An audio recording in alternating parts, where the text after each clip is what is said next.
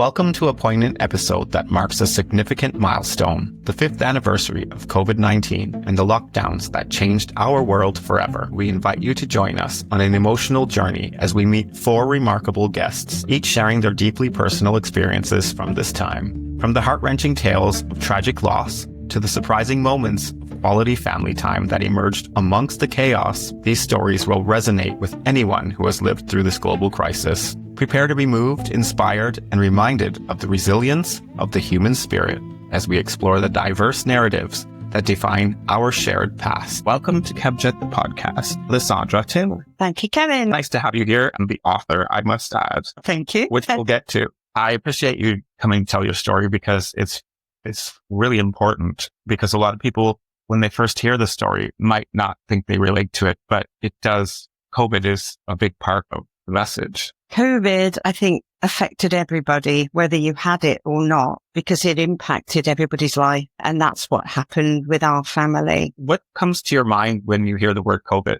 COVID, I've always thought of it like flu. It's something that you can catch. But if you're sensible and you follow the rules, which I used to think was the right thing, you keep yourself and your family safe. And what about lockdown? If I said the word lockdown to you? Lockdown is what caused the problem, not COVID. COVID caused the lockdown, but lockdown caused problems for people. In my situation, it was with my son, who he had got himself into some personal problems, which was fine. When he wasn't locked down, he could deal with them. But come lockdown, when you're in one place, you can't meet up with people, you can't talk to people face to face. It caused him problems, and that resulted in him trying to take his own life. And so how, as a family, when you knew this was, did you know that this was building? We could see him spiraling, but he was having counselling, he told us. And so we thought he was getting help anyway. And he was getting HR support at work. He was well supported in that respect. But my son was a good actor, and it was very hard to see exactly what was going on with him until he did what he did. And so just tell us a little bit about the story. What happened, and how did you guys deal with it as a family during lockdown? It was lockdown, and my son, because of the situation he was in, came to live with us, and we could see him spiraling, and we were trying to support him and give him options, and knew that he was having this counselling. And his behaviour was strange. He would walk up and down the garden, and so there was a path where the grass was worn, and he went on a diet, tried to build himself up and this sort of thing. We thought, well, maybe that is a positive. But in actual fact, that was the mental health issue that he was finally sort of succumbing to. And I'll never forget it, because it was Dominic Cummings was on the television talking about his COVID. Now he'd gone up to some castle and trying to defend it. And we'd been up really early with the granddaughter, who was only 18 months, I think, at the time. And so I went to have a lie down, and I heard my husband scream. And I knew the minute I heard it, I knew that my son was dead. I don't know why, but I just knew. And I went running out into the garden as he's cutting him down the garden. And straight in, CPR, got my husband to phone an ambulance. And that's where things with COVID started to rear their ugly head, because the police came in with no masks, no gloves, no nothing. But the ambulance with the equipment we needed stayed outside for 2 minutes while they put their suits and gloves and masks and everything else on. So I did CPR on my son for 6 minutes, which was exhausting. Eventually, we got a pulse, and he was taken to hospital, and my husband went with him. They couldn't go in the ambulance with him so he was taken by the police, and he was put into intensive care. I was called that night because we wanted to be with him, and we were told we couldn't because of COVID. And I was told there's possible brain damage on the scan, and that he tested positive for COVID. Having just done 6 minutes of CPR on my son, I thought I'm going to be joining in soon anyway. But as it happened, that was a false result. And the next test they did, it showed that it wasn't COVID. But we were called the next day to say there was brain damage on the scan, and we were begging to be with him bleeding, begging, the doctors, the nurses, whoever we could talk to. And it was just, no, the rules are you cannot come in. Even though I knew that from the pictures I seen, they were only wearing masks, gloves and aprons, the nurses. Well, he could have worn that. I'd have worn a deep sea diving suit if I had to. But it was a no, that was it. The rules were the rules and we couldn't go in. So they told us, I think it was the day after, that they'd done another scan and there was no hope and that they were going to switch all the machinery off on the Thursday. And I offered organ donation because I know that's what my son would have wanted. And they said they couldn't because the initial COVID was positive. And even though he tested negative afterwards, they couldn't do it. So that was another thing. What we were told was you can phone in to the ICU and you can see your relative on the phone. We did that. As soon as we heard that, we got through, but it was like the golden shot, trying to get a camera or their phone where you could see your son, not his throat or the top of his head and things like that. We had that and we sort of talked to our son. Well, the nurse was the phone, which was awful. And then we were told Thursday they were going to switch the machine off and that we'd be told what time they were going to do it. Well, they didn't. And we just happened to phone in and they said, oh, they've taken the machinery off and he didn't die. He was still alive. They showed us pictures of him, with no tubes, I think, which was a lot better and more calming. Did you feel that there was hope at that point? No. I knew that he was going to go. It was just a matter of when. And again, I said, could we be with him when he dies? And we were told no, couldn't. That was the guidance they'd been given. I know now that other hospitals and hospices allowed you to go and be with your relative while they died. But from our point, it was a no. So he lasted till Friday. And again, we phoned in and they said, we think he's going to talk to our son as he was dying over the phone with the nurse holding the phone, telling him personal things, telling him we loved him and, we'd look after his children and that sort of thing. But it was horrendous. I don't know how we got through it, to be honest.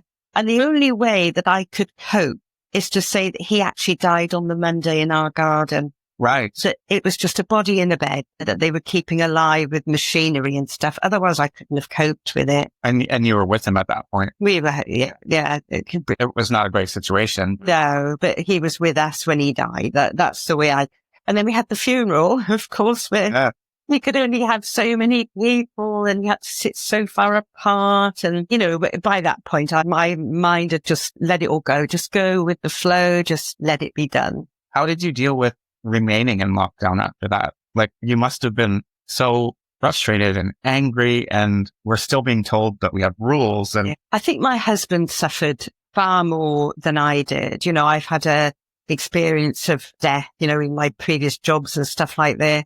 But my husband really suffered. And so lockdown for me was trying to support him through it because he was just suffering so badly. And we locked down out like that. We'd go shopping once a week with our masks on and spraying the trolleys and stuff like that. But we just existed afterwards. If I asked you if there was a positive side to COVID and lockdown, would you have anything come to mind or no? No, I couldn't think of anything positive. I think if there hadn't been lockdown and people were given the information, I think that they would have acted sensibly. Not everybody, obviously, but I think people are generally sensible, common sense people. And I just felt there was a lot of fear mongering with it, and the impact on people's lives, I don't think was worth it. Yeah.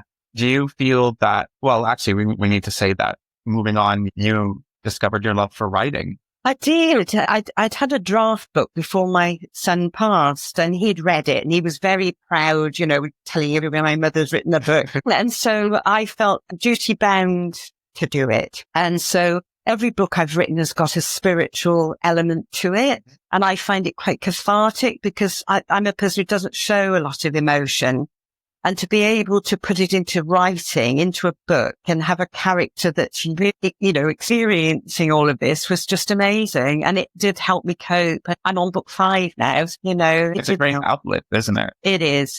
And it's something you can do. It takes up your time and, you can sort of experience different things in different books and stuff. It's been quite good for me. And the books have a bit of your reality into it. It does, yeah. So in a way, you're giving away a lot of yourself. I am. One who doesn't. Yeah, I am. And it's weird, but that's the way I could cope with it. And, people have read them. They sort of enjoyed the books. I hope they don't rush to everything in there. I have a couple actually on my bookshelf right there. But yeah, so do you feel like after each book is born, it's like another release? Yes, and then you look for the next one. It's almost like a compulsion that you're an obsession that you've done one book, right? You've got to do another book. And I've got 10 books in my head. I don't know where the ideas come from. I would never in my whole life have thought that I would write a book.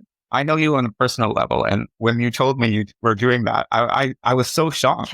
So was I. After I read it, and because this was your first book, and I just thought, wow, like this is something amazing. And I can tell that it is a way of releasing grief and anger, but also imagination and like it's a hobby. Like it's using your brain and focusing on something else. It is. It takes you away from the day-to-day stuff and the day-to-day grief, because every minute of every day, we're still in the same house. I'm still with the same garden. I hear songs because he used to love playing guitar and this singing. Is what I wanted to just bring up was the music program in the school. Yes, yeah. We wanted something positive and good to come out of it. And my son used to visit schools and play guitar and things like that, and got to know the kids. And so for 3 schools, charity that I belong to, donated £40,000 to each school to have a music scholarship in his name.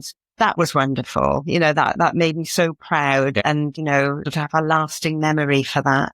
So that was really good. So the book writing, the charity and things like that have all helped, to come to terms basically with what happened. How did it change the dynamic with you and your husband in the house? I couldn't understand why my husband, who's a very strong person, dealt with anything, very practical, completely lost it after our son's death. He blamed himself. He was the one who found him. And he took a very, very long time to come to terms with it.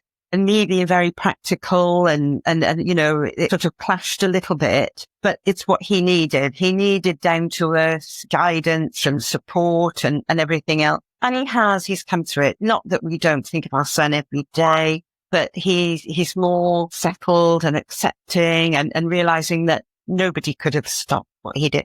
I think once it's in somebody's mind, it's very hard to alter that. And the fact is, the time he did what he did, he'd come in and ask my husband whether we had any beers. And my husband said, no, but, we'll go out later and at the shop and get some.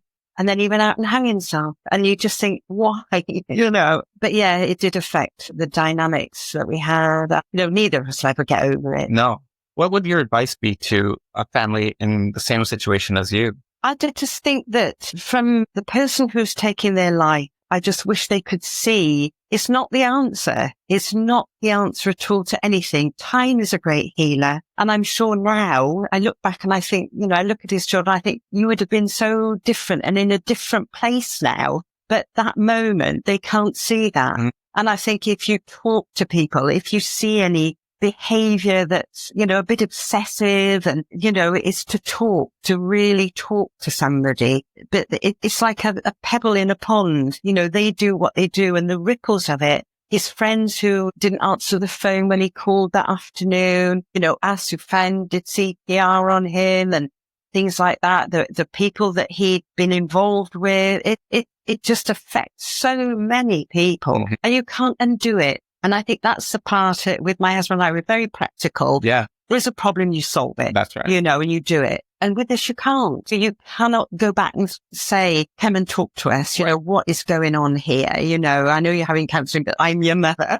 You talk to me. And you can't. It's gone. That time has passed. Did you reach out for support for yourself? No, never. My husband had counselling, but I'm not a counselling person. That's why I asked the question. I'd rather put it in a book than have somebody to talk. That, I think that's from the years of working with people. I just think, sometimes you've got to deal with stuff. Yeah. It suited my husband. It didn't suit me. And I think it's not for everybody. I've come through it and, I'm at a place where I'm at peace with it. And but you can't change anything. No. And I think that's the biggest thing for you is you cannot change what's happened. With the 5-year anniversary of both your son's passing and COVID, every time they talk about the anniversary of COVID, does that trigger you? It does. It takes me back to Dominic Cummings on the television, which is really weird. It's really not a good thought. It's a good sight, but this was on at the time. Yeah. That's what I see because we've got this big TV on the wall and that's what I see. And that's what reminds me of it. There are triggers for it. I'm a strong believer in an afterlife, and it's purely by things that have happened in my life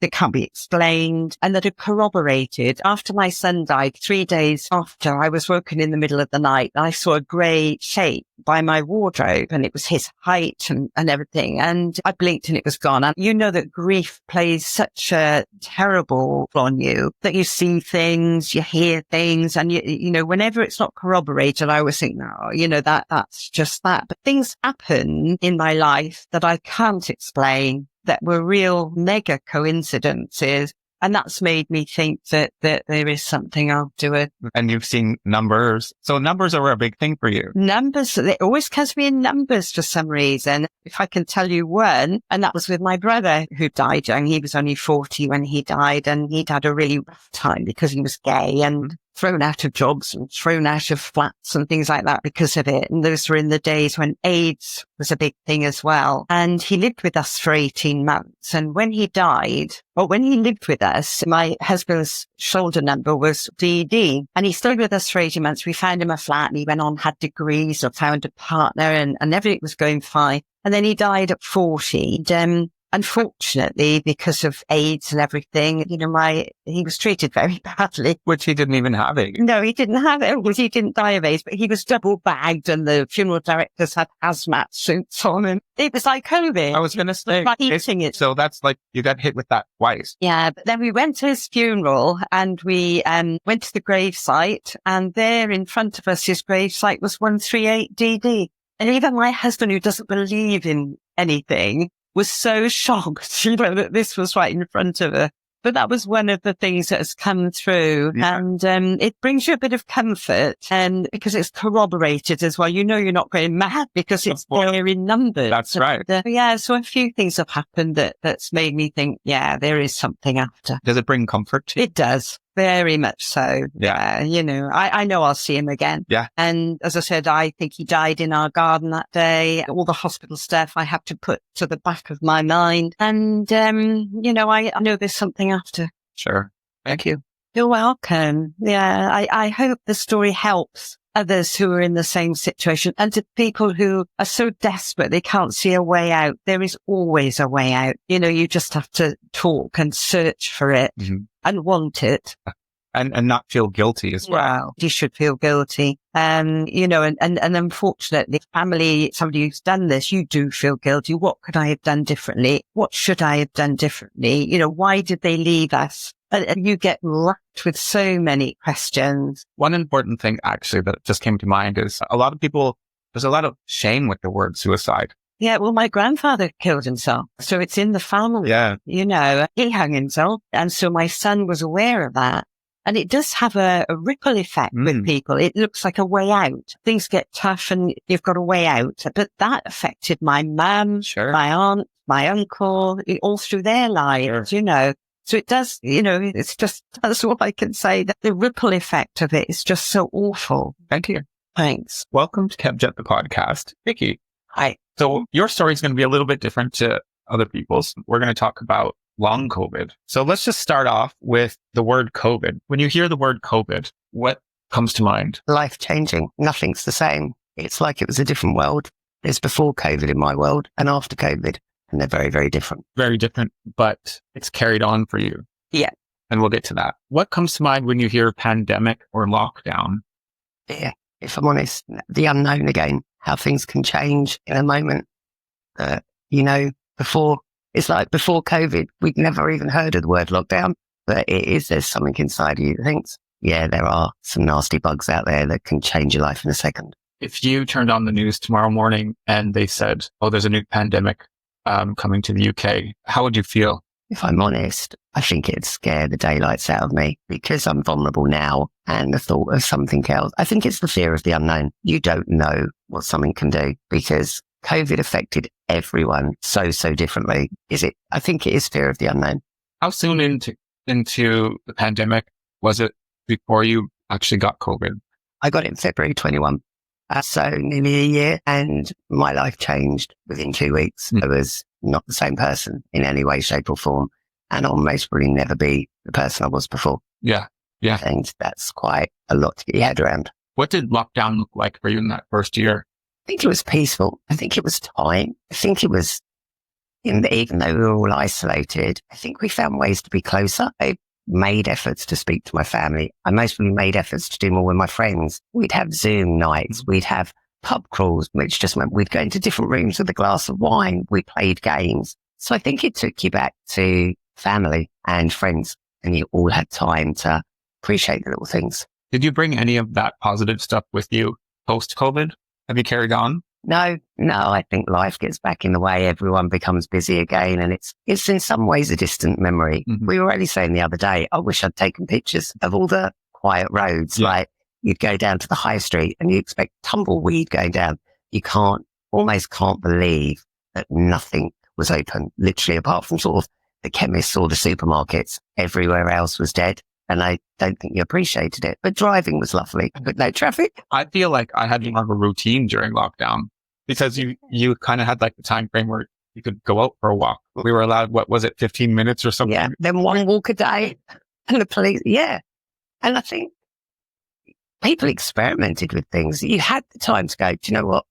Might learn how to crochet or play the guitar or cook different foods. Yeah. You had time. Yeah. And I always said, if you managed to stay as a couple during COVID, you were sorted. It's so true. Because, we didn't see elderly family members for so long. Yeah. And they couldn't use technology. That's right. So that side of it was very isolating. One of the conversations I had in this episode is with somebody who's retired, and they had to learn technology, which was a great thing, actually, because they continued to do it. I most probably spent more time looking at one of my aunt's left nostrils because she didn't realize the iPad was a camera, so she'd be there. So, true. Yeah, it was a whole new world for them. Everything changed very quickly. They'd never heard of Zoom, Teams, Google, but overnight, everyone knew how to use it. Yeah, it's crazy. Technology is a good thing when it works. Yep. So let's talk about long COVID. You get COVID initially. What happens? So do you just feel like you're not getting over COVID? So I got COVID, and so did my partner and our son. I think the reason I was worse than them was I was very overweight. And I know that's a bit controversial, but I was. And so I was very ill for 6 weeks, but it was all my chest at the time. But within 2 weeks, I had trouble swallowing. And that was the moment my life would never, ever be the same. And it took about a year to be taken seriously. I was 103 kilos when I became ill. The day they took me into hospital, which was February the 1st, I was 52 kilos and I couldn't eat properly. I couldn't drink a lot. I have weird diagnoses now, but I think what I've learned through long COVID is everyone's very, very different. The pain, the brain fog. Some days I can't even say I remember a name, or I get very tired or confused. But the tiredness is something I can't. It's not that you want to go to sleep. You just feel like you cannot move. You always feel like you've got flu, like your arms and legs are like weighted things. What is the support like? Because long COVID is still kind of a new thing. Like people don't really know a whole lot about it. In the medical world, I feel sorry for them. Because if they put the word unique in front of people, because we don't fit in a hole. I now have something called esophageal dysmotility. If you were normally peg fed with that in the real world, you'd be told not to eat ever again. I'm being told to eat to see if it will trigger a memory. I've never got my taste and smell back. So I think for the medical world, it's hard. And I think for the community world, there's an amazing group on Facebook called Long COVID Support. And that's got about 79,000 people now. And it's a place to go and ask stupid questions because you feel stupid. You don't even know sometimes what you want to ask. Is that group worldwide or just the UK? Yeah, it's worldwide. And on Sundays, they do group chats and video calls with everyone. But sometimes when I go to the doctors and they'll ask me a question that I sort of really don't know the answer to, or I don't even know what I want to know because there's nowhere to go, if that makes sense. You know, if I went to an esophageal dysmotility group, they'd all be in it in a very different way. It's very gradual. Mine happened in 2 weeks. Yeah. So I never had the chance to learn about the disease. And I think the other side effect is I was very overweight, and then people saw me and went, I'd love to be as thin as you. And that was very triggering because I couldn't celebrate my weight loss. Yeah. It wasn't on my terms. Yeah. Which sounds... And it was scary, actually. Yeah. I mean, by the time they took me in, they said to my partner at the time, if I hadn't gone in, they don't know if I would have made the week because my body had just given up. Yeah. And that's when they put me with the feeding tube. I've had now for over 3 years. And so that's part of your daily routine. Yep. And I'm on strong painkillers. I have to take morphine, 50 milligrams a day, on top of Oramorph, on top of other painkillers. I have to take, my bowels are shutting down because the dysmotility is going through. My hair fell out. So as I say, when I look in the mirror, I do not recognize the person, to the point even my voice has changed. It always sounds like I've got a cold. It's called dysphonia, apparently, because I've got dysphagia for swallow.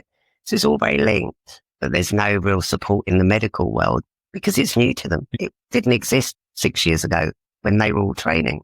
So they're learning from us. We're almost like the guinea pigs. It's quite scary. Yeah, no one could give me an answer. I think my moment that I liked, even though it scared the daylights out of me, was when I actually had a doctor say, I don't know. Because up until then, everyone's saying, no, we'll do this and this will happen. We'll do this. And I think it was, even though it was the scariest thing, I think it was fine. It was like, okay, we don't know. And I think that then changed my brain. Yeah. That I had to accept. Sure. I didn't realize how much of a control freak I was before COVID. I like things, my ducks in a row. Yeah. I've had to sort of almost hand that over now and go, I don't know what tomorrow will bring. I don't know if tomorrow I can get out of bed. So that's my next question is, what are they saying long term? They have no idea. I have never had my taste or smell back. So from February 21, I think there's a blessing in that because I don't smell food or I don't taste it. Do you feel hungry? No, it's also changed. I don't feel thirst anymore either. It's quite bizarre, but I just think it's the unknown now. There's nothing. Yeah. I cannot tell you. I could sit here today. I could go home in 10 minutes and have something called post-exertion malaise. And I'll be able to get out of bed for 2 weeks. And I think because it's a hidden disability, that makes it a lot harder. Because if someone sees me, they'll be like, oh, she's not ill. She's smiling. Yeah. It's like smiling because otherwise I could be sobbing in my cornflakes with fat tears and snot bubbles. And it's lonely. Yeah. Because there's not many people out there. Yeah, that would understand. And that's why the COVID group, I found my tribe. Yeah. And I think everyone needs a tribe. Yeah. Where you can just sit there and moan. In the group, are there any medical professionals? There are, but we do all just say we don't take our jobs into it. It's proper peer-to-peer support. And in our group, we've had people have lungs removed, heart transplants, people on oxygen. It's such a cruel disease because no two people are the same. The only thing that seems to be the common thread is the brain fog and the fatigue. But otherwise, you'd put us all in a room and you'd have no idea what we have in common. What would your advice be to someone who's newly diagnosed with long COVID? Find support. Look at the group. I'm not saying that will fit everyone because not everyone's IT. Everyone needs a tribe. And I don't think I appreciated support until I got this because I worked out before I was ill, I was a very good carer. I cared for a lot of people in my family who was ill. I'm not a good caree. The hardest thing I ever did was ask for help. And I felt I'd failed. I felt like I'd let everyone down. Yeah. Because otherwise I was the person that took control and couldn't handle it. No. And I think the hardest thing anyone does is say, I need help. I don't know. Yeah. But it's okay not to be okay. And I had to take guilt out. I couldn't, if I didn't know something, I didn't know it. So when I found out, instead of then at the beginning, I was like, oh, why didn't I know this? Why didn't I do this? You have to take guilt out because we're not meant to know all this. No. Well, it's all very new, isn't it? It's 5 years on this week since initial lockdown pandemic. What would a message be to the healthcare staff from you? Listen, take us seriously. Don't sort of just go, oh, give it another week. Give it another week. I get that it's new, but in some respects, I'm now the expert and lived experience or expert by experience, whatever you want to call it.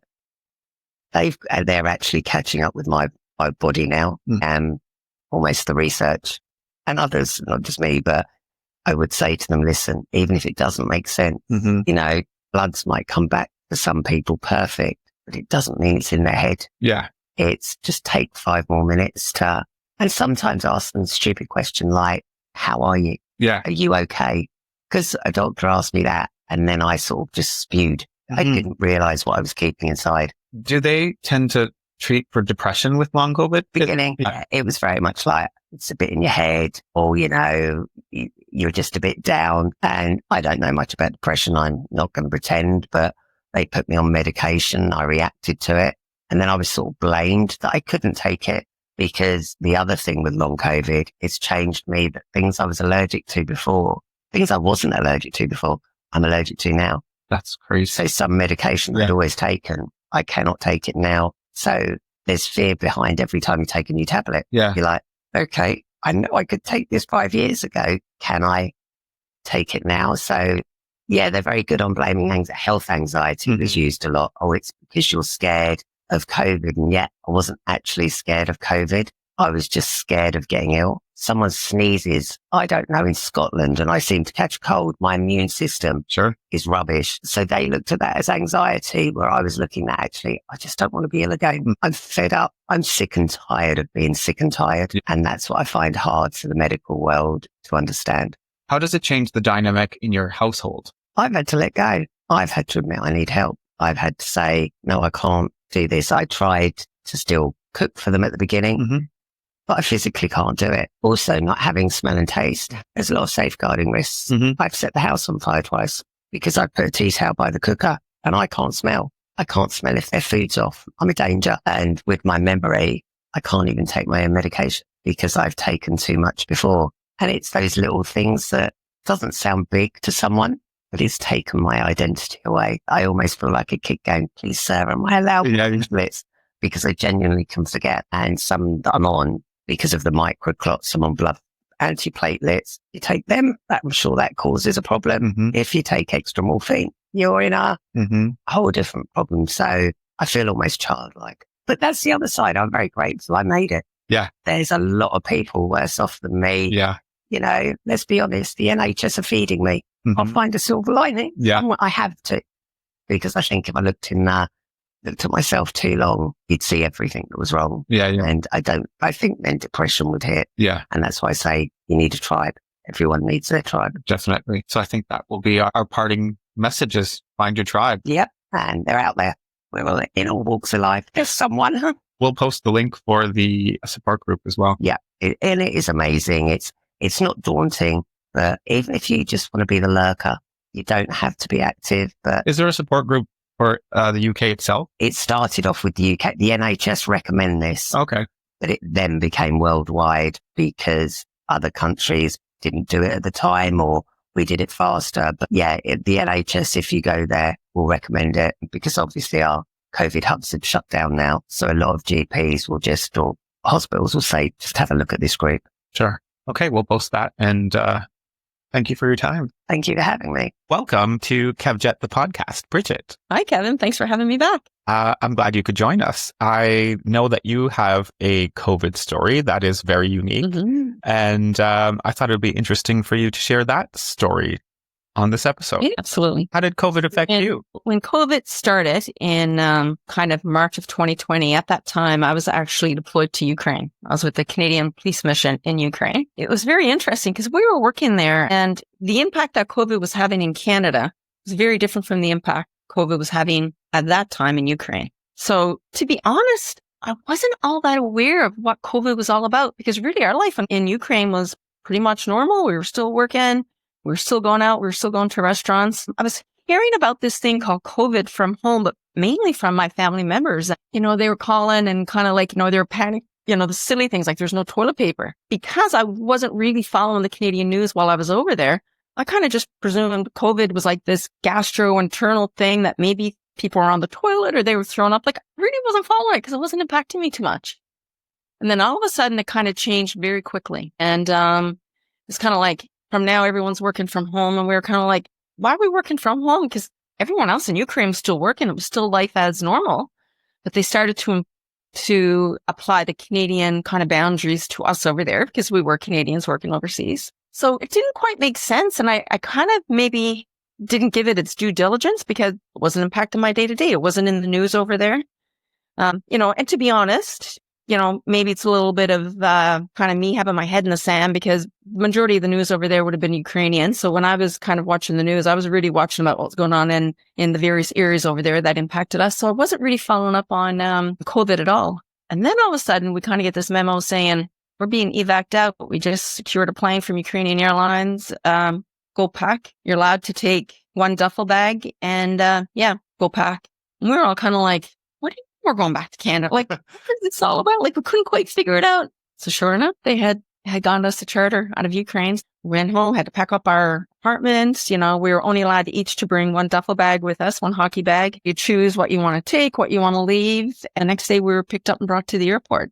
And that was an eye opener, wasn't it? Because you had to go into quarantine and. Well, didn't know what that was all about, because again, maybe it was a little bit of willful blindness on my part, because I was over there and, things were still pretty good. Like, we were going to the grocery store. There were still lots of supplies. There was lots of toilet paper. and I always say, when they told us you could take one hockey bag home, I was kind of like, maybe I should just leave all my stuff here because it can all be replaced. Maybe I should take toilet paper home. Like, I don't know. Like, what's this all about? So very quickly, I was, like I said, willful blindness maybe, because it just wasn't impacting me there as it was Canadians. So when you boarded that plane, did they make sure that you had masks on at that point? But like at the airport, we were still all together. We were still interacting with everyone else who was at the airport. The airport was full of people. So again, that didn't really, it's still life as normal. Yeah. So we did have masks issued that we used when we were on the plane. And, it wasn't just RCMP. It was all kinds of folks that were working abroad at the time. I think it really didn't strike me till I hit Toronto Airport. For anyone who's worked and been in Toronto, you know how busy that airport is,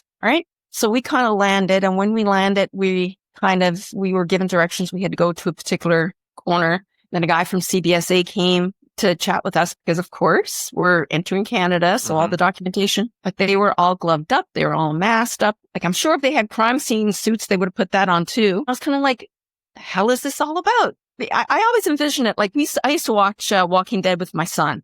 And you know how you come in and it's like a ghost town? Yeah. Toronto Airport, not a person in it. We were like, okay, clearly I wasn't following the news. Maybe I should have been. So we were walking through Toronto Airport. It was literally a ghost town. We're the only people there. You walk out on the street. There's not a car around. They had a bus there for us. The bus picked all of us up and brought us to the airport, because once we landed in Toronto, the dots all got connected that we had to quarantine for 2 weeks. Right. And did you not know that until you got there? There was rumblings of it just as we were getting ready to leave, but it was still, they were kind of like, get on the plane, we'll figure it out. Right. And so once we landed there, we got a phone call and they said, yeah, we've made arrangements. You got to quarantine for 2 weeks. Some of us had connecting flights and they did go on to their respective homes. But for those of us, like, I wasn't able to continue on to Halifax. Sure. I landed in Toronto. I had to do an overnight in Toronto. Anyone who had to do an overnight in Toronto had to stay for 2 weeks. Oh, no. And again, it was like a ghost town there. They brought us to this hotel. No one kind of knew what to do with us because we were this is like the very early stages of COVID. Yeah. They ended up there was probably 10, 15 of us. They ended up putting us on our own floor. We would get a call and say, go check the elevator. And we'd go out to the elevator and this elevator would come up. And when it opened up, there'd be like clean sheets and coffee and like they wouldn't even send nobody. No, we were like, just put it in the elevator, press the up button, and they can figure it out for themselves. So, oh my goodness. There was no room service, no nothing. We had to do everything. We had to get food delivered. It was the same thing. It was just be stuck in the elevator, the up button be pressed. And we were like the leopards up on the whatever floor it was, right? Anyway. So we ended up having to COVID. We had to quarantine there for 2 weeks. And then, of course, we had to, at the end of the 2 weeks, we were allowed to go back to our respective provinces. Right. So we repeat the entire process again. They got us on planes. They brought me back to Halifax. Once I landed in Halifax, they said, oh, by the way, you're quarantined for 2 weeks. My goodness. Which that brought another issue, because then there was a problem with your previous detachment, wasn't there? Yeah. Yeah. So that happened. So I was home for about 8 days when that happened. So that was, so that ended up, so that's what happened. I was in quarantine in Halifax when Portapic occurred. You just kept getting hit. You kept getting hit with it during this. So God, so I was like, not only my quarantine, right? We just had this mass murder loose in Nova Scotia, very personal hit to my home detachment, and I'm sitting there twiddling my thumbs, right? Doing nothing. So it was one hit after another. What was it like for when you returned to your family? So you have to quarantine again. How do you have good memories of being in lockdown? Or do you have obviously there's negative memories because of work-wise, but family time, what was that like? So it was kind of interesting because again, when COVID was much more being taken much more serious here in Canada than what it was in Ukraine. So I very quickly had to get up to speed. Like, okay, like clearly I had a very lackadaisical disposition on it, trying to become informed, trying to have my due diligence. I didn't want to be responsible for spreading it. Understanding I just flew halfway around the world. I understand. And we knew nothing about COVID back then, really, right? Transmission and stuff. We didn't have the vaccine. When I arrived at the airport, of course, I hadn't seen my children because I was working in Ukraine. I walk out the airport and my son and daughter are there. And all of a sudden, like my daughter has a mask on. She has gloves on. She goes, the car keys are over there. And I was like, what? She goes, we took 2 cars. You're in that car. I'm going home. We'll see you later. I was like, are you serious? And she goes, you just flew halfway around the world. Car keys are over there. I'm going home with Zach. So in the beginning, it was very much, and in my house, I have an over-under. So the kids stayed in the apartment and I was upstairs and they wanted nothing to do with me. I'd find groceries out on my floor every now and again. And that was it. So at about the 9th day, I went, okay, this is getting a bit ridiculous. I'd be able to shout to the kids from the balcony, but that was about it. So my secret weapon was on about the 9th day, I cooked a turkey. Oh, of course, you're in one house. The smell of turkey with all the fixings go through. And so it was supper time and all of a sudden the doors open up and the kids were like, yeah, we're over this COVID part. Well, where's this food coming from? We want some. So that's we may have cheated a little bit a couple of days early, but that's kind of how we brought COVID to an end for us. Yeah. But then after that, what I really found, of course, I'm just back reunited with my family. We're all in one house. We have 2 apartments, which is great because we can go back and forth. But I may be one of the few people in the world that kind of really came to appreciate COVID because it was almost like the whole world paused. All of a sudden, we were together. We were watching movies. We were playing games. We were doing little workouts in the house together. We were cooking together. I don't know. Like, I know COVID was horrible and I know that there was so much loss and tragedy, but there were little pieces of it. Like, it was almost a little reset for us as a family because I can only speak from my experience. It was a little bit of a reset and kind of brought us back together. Like at night, we're sitting down playing games and watching a movie together. And so I know in some friendship groups that I have, we probably had the most meaningful conversations we've ever had in our lives because we were on FaceTime all the time because you would always check in with people. Yeah, absolutely. It just slowed us down. Like we were all living really busy lives. I mean, there's a whole negative side to COVID because it resulted in me getting pulled from Ukraine. I wasn't able to be redeployed because other situations occurred. So, I mean, there is, and over and above that, forget that all the sick people and the tragedy and the death that occurred from it. So I totally understand that. I'm probably one of the few people that kind of had some good come from it because I just found it just slowed us all down and slowed us together. And I was like, I might be one of the few people that are kind of like, this wasn't all bad for me as an individual. Yeah. I do recognize all those other that had so much tragedy though. Sure. No, that's true. I found a lot of good. Everybody I speak to found something positive in it. Even the people who had obviously looked a tragic story that went with it. Yeah, absolutely. But it did slow people down, definitely. Personally, for my family, again, that's all I think I'm smart enough to talk about. I think it was a good thing. It was a good little family reset. Unfortunately, it was under those conditions, but it was definitely a good little family reset. Yeah. If you turned on the news tonight and they started talking about a pandemic on its way again, what would be the first thing that would come to mind? What would your thoughts be?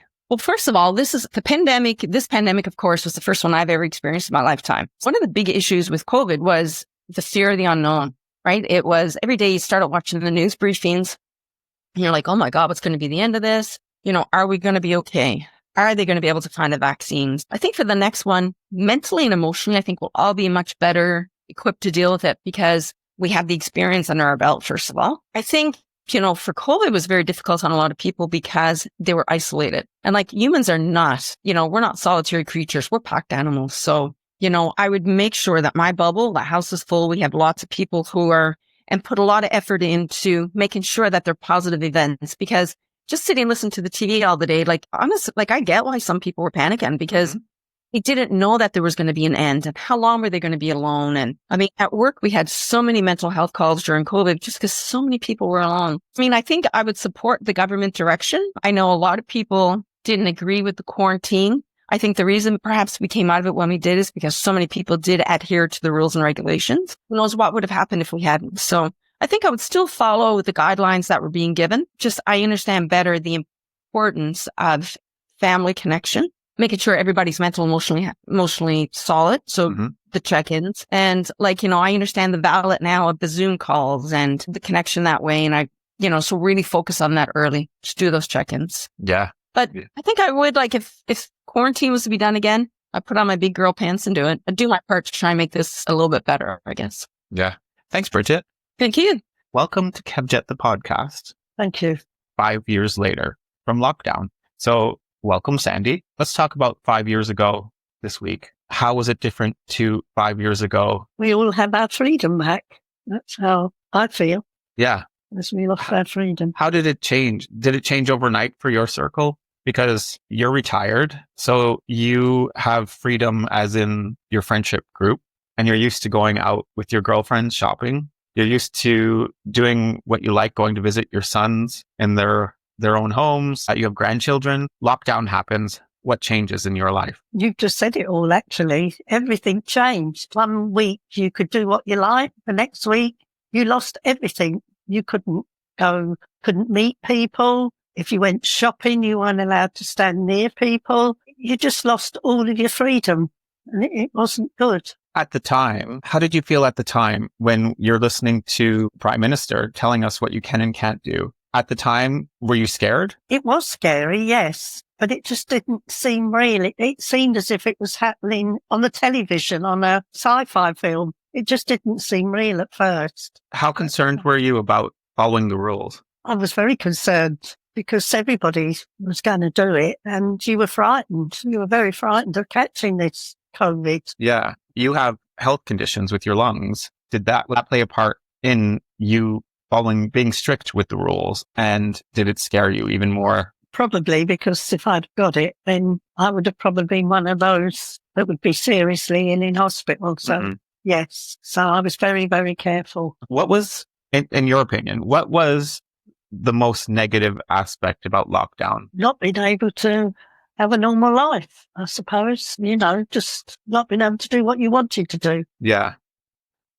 And what are some of the things that you'll always remember from lockdown in a positive way? I think people made more effort to get in touch with each other. Us as a family went on Zoom and did quizzes, which we never did before, and we haven't done since.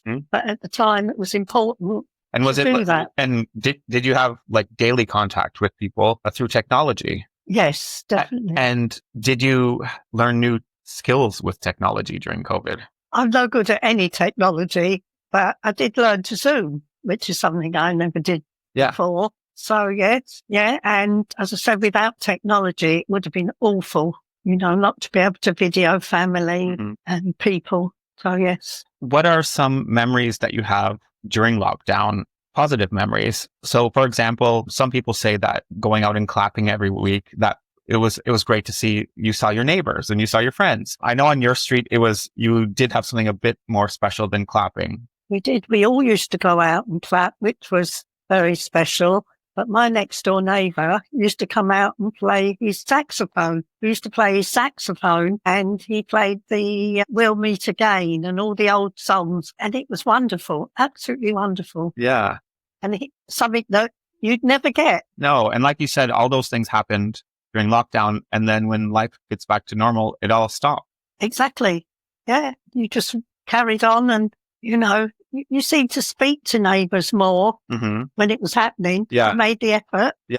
Even though you couldn't be together or anything, you sort of made more of an effort to wave and do things. Whereas now it's, What are some memories? Like we were talking earlier and we were saying, I asked you before the interview, when you got your shopping, did you wash your shopping when you came in? Like all those things we forget about. I did. As soon as I got in, my hands were washed. My shopping was washed, and I even did the light switches and things that you touch. And stupid, I know, but you did it because you were worried. How would you react if we were told there's another pandemic on the way and we started being given these instructions again? I'm not sure I would be so strict with myself. I think I would still see people and welcome them into my home. If we had another pandemic, you mentioned that you probably would still allow your friends and family in. So that's obviously very important to you and to so many other people. How do you feel that lockdown would have been different in your life had your family members still been able to come in to your home? Well, it would give you normality, I think. You'd carry on as you were because they're the people you see the most. Mm-hmm. So, and I just think not being able to see them was cruel in a sense. Yeah. When you think about people, friends and family members who went into hospital with COVID and died on their own and they couldn't even have visitors, that's the cruel part, isn't it? Mm. But what would your advice be to those family members if COVID was going to happen again and we were going to be told we're going into lockdown? I'd say do what you think is right. And if you wanted to go and see that person, you should be allowed to go and see them. Mm-hmm. So that I would anyway, personally, myself. How did it affect your friendship, your girlfriend friendship? Well, we were still in touch, but I missed their company very much. So. And did everybody get through COVID okay in your circle? I was very lucky. We all came out the other end. Yeah. Very lucky. Yeah. I don't know of anybody in my family that was seriously ill with it. Mm-hmm. So what was your first family get together? Do you remember that after COVID? I suppose it was when we were allowed to get in the garden. We all got together and had a do in the garden because it was something we were allowed to do. Yeah. But as you say now, I wouldn't do that again. You would keep having people in the garden and keep your circle. Mm. One thing we talked about and we laughed about actually was the shortage of toilet paper. They're the kind of things that worry you because everybody panicked. Toilet paper and what else was it? The wash for your hands. You weren't going to be able to get the wash for your hands, your mask, rubber gloves. Mm-hmm.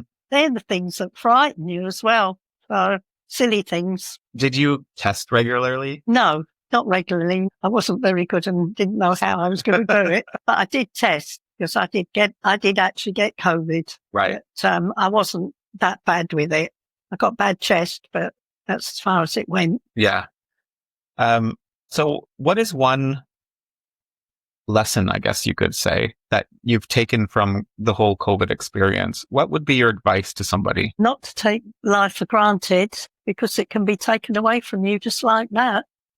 So enjoy life while you can. And what would your message be to the healthcare workers? Thank you. Very big thank you to all of the healthcare. I think they are the main people that got us through it all. Yeah. Thank you, Sandy.